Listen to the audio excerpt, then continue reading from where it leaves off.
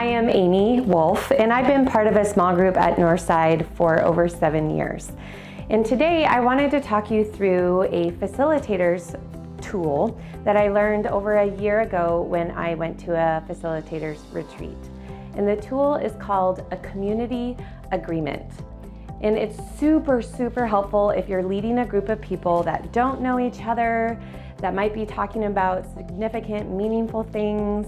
I just wanted to walk through the tool with you, and maybe it's something that you can do night one of leading your small group at Northside. Well, first I get a poster board and a couple markers, and even though it gets crammed and you get shoulder to shoulder, physically you get in proximity, we have everyone trace their hands so that the fingertips touch and it makes a nice circle.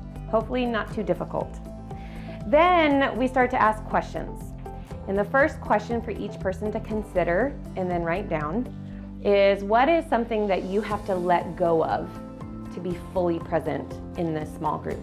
What do you have to let go of to show up or to give or to learn?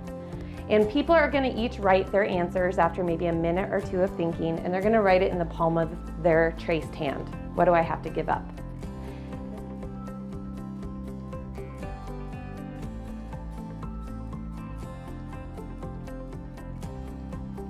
The second question after that we ask is, in the fingertips, in each one, write down one thing you have to offer to the group. So what's unique about you, your life experiences, your skill set, and write down in each finger what you have to offer.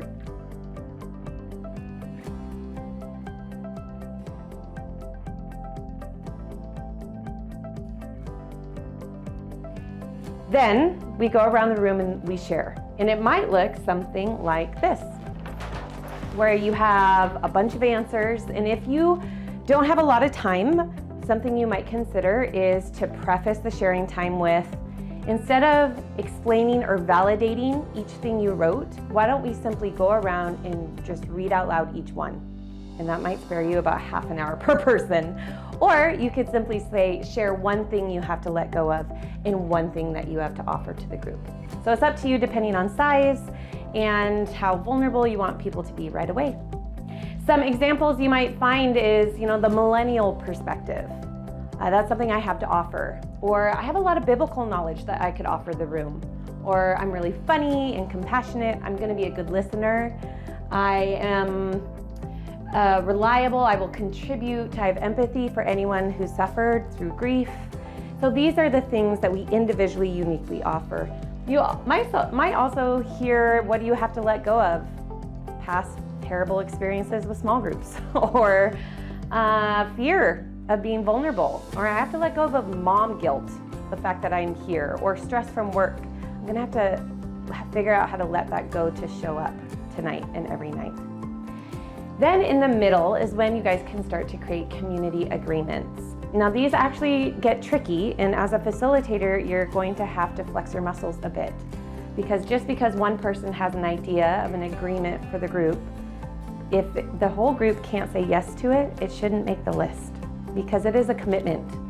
So for example, someone might say, well, I really want all of us to commit to honesty in this group, that we will speak honestly. And someone might go, yeah, but they had a person in their life that maybe was a little too honest. Okay, well, how do you want to edit this? Well, let's say honesty with kindness.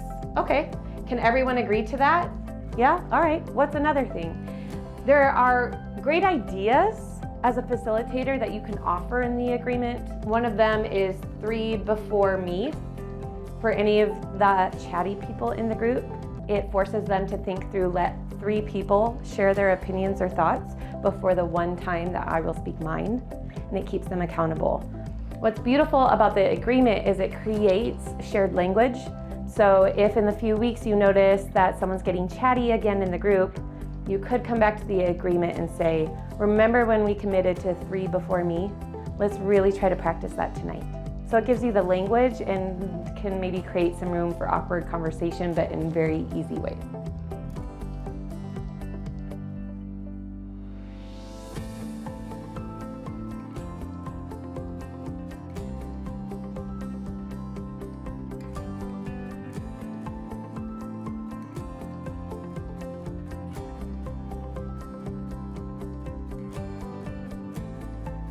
Other things might be transparency, no phones, a place of no judgment, and those are all great agreements that would go in the middle. One of my favorites is what's said here stays here, but what is learned here leaves here, that we will try to apply what we discuss.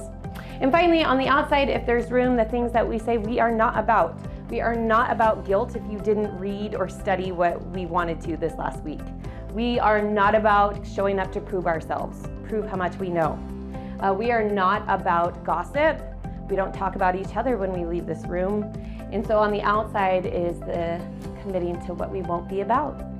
This is a really great tool to get people night one incredibly involved, to honor the individuality and what they have to offer, creates shared language for you as a facilitator, and hopefully gets you jump started in the right direction.